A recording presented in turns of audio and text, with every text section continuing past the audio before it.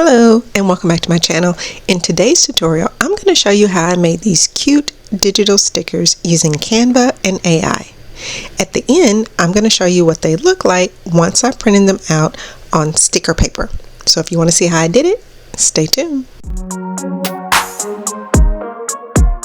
So the first thing that you'll want to do is go inside ChatGPT and you'll just want to put in something that relays what you're looking for.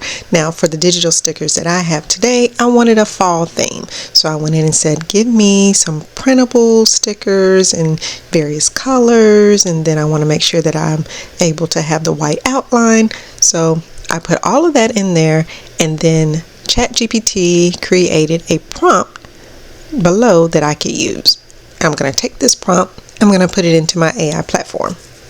Alright, so for this next step, you're going to go into your AI platform of choice. Now, you could use Microsoft Designer, you could use ImageFX, you could use Midjourney. There are tons of AI platforms you could use.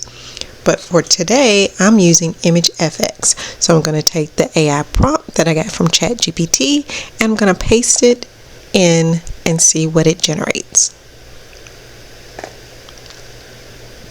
Alright, so you see that it gave me 4 different variations of the fall vibes that I'm looking for. Okay, so what I want to do is just go ahead and choose the images that I like, and then I'm just going to download it to my computer. For the next step, what I'm going to do is go inside Canva and I'm going to choose a custom size. Now I've already created some, but I'm going to show you how I did it. So you'll go to custom size, and since I'm printing on 8.5 by 11, I'm going to change the units to inches, make the width 8.5 and the height 11. Alright, and then the next thing that I want to do, I'll show you how I got the grid lines. So you go up to File, Settings, and then if you go under, I'm going to clear it, but if you go up and you choose Add Guides, then you'll be able to choose. Now I'm going to do Custom. For this, I only want to put about 6 stickers on a page. So I'm going to change it. Over here under columns, I'm going to do 3 columns and 2 rows. And I want to make sure that I have some margin on the end as well as space in between each of the columns and rows.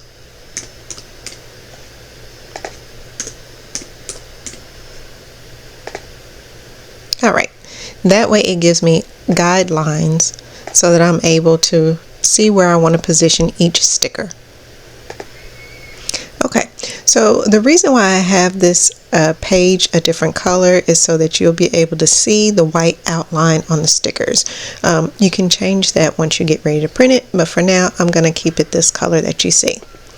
The next thing is you'll want to upload your file, so go to your downloads and upload the file that you got from ImageFX.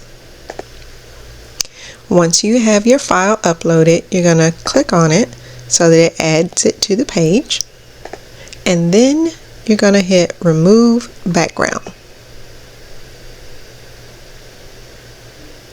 And then if it doesn't remove the background entirely, that's okay, but if you need to, you can just click on Edit and Magic Eraser, and then you can finish erasing anything that's on the page that you don't want. Okay, so now that I've erased everything, I can go ahead and start breaking them out into individual stickers. So in order to do that, what you want to do is you'll want to isolate each one. So I'm going to just resize it.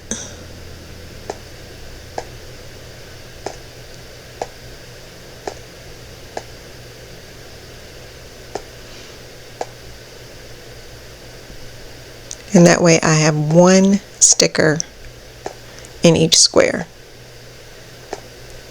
Then from here, I'm just going to duplicate, and then I'm just going to choose another sticker. And you'll just keep repeating this until you fill up all 6 of the squares. So I'll be right back after I finish that step. Now that I've finished all that and I have 6 stickers in each square, you want to check and make sure that the spelling is correct on all of these, because in some of the platforms, especially ImageFX, it may not get the spelling quite right. Whereas if you were using a platform such as Ideogram, it would really make sure that the spelling is there. But either way, you want to check it. If you run into a situation like I have here where it's not right, it's missing the F on fall, then what you can do is you can fix it by adding a text box and making sure that it looks close as possible. So I'm going to add a text box, and then I'm just going to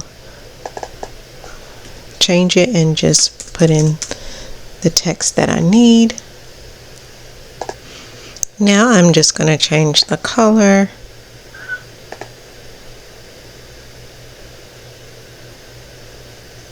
And I'm going to make sure that it matches the color of the other letters.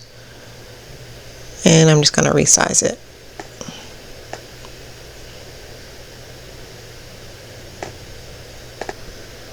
Okay, once you finish doing all of your edits, the next thing that you'll want to do is go ahead and download this.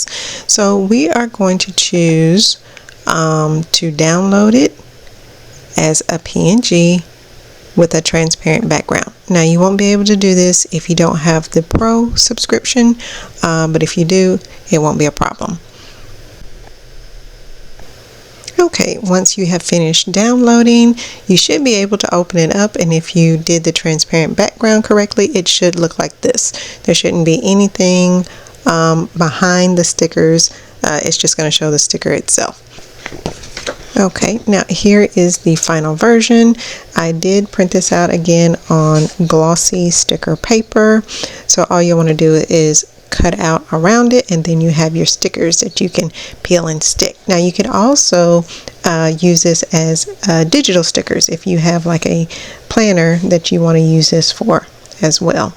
Well, I hope you enjoyed this quick tutorial, and as always, please feel free to leave a comment and follow me on Instagram for more tips and tricks and for free templates. All right, until next time, thanks for watching.